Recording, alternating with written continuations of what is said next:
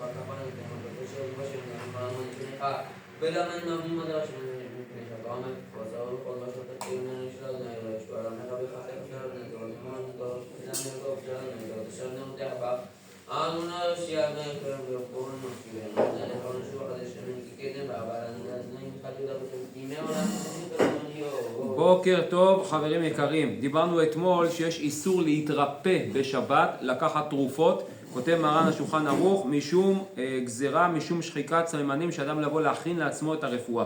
כמובן זה לא מדובר במי שהוא חולה שיש בו סכנה. חולה שיש בו סכנה, מה שמכונה פיקוח נפש, צריך לפקח את נפשו ולהציל אותו. כותב השולחן ערוך שמצווה לחלל עליו את השבת, והזריז הרי זה משובח, והשואל הרי זה חס ושלום שופך דמים. אם יש בן אדם שיש אפילו ספק מה יש לו, כן? נגיד הוא נפל, אתה לא יודע, זה אתה קורא כמה שיותר מהר, אין שבת בפני פיקוח נפש כמו שנאמר וחי בהם, ולא חס ושלום שימות בהם. לכן אני זוכר מעשה פעם אחת שסיפר חבר טוב שהוא רב אחד המושבים ירושלים, רב ישי אחיטוב.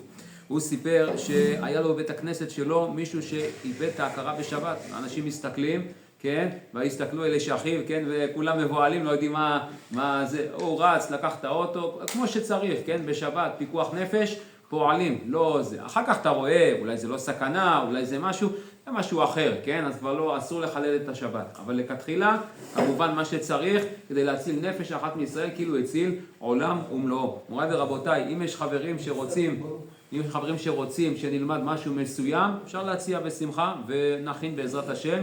ונתחזק, כל מה שהחבר'ה רוצים אפשר לפנות ולומר. ברוכים תהיו.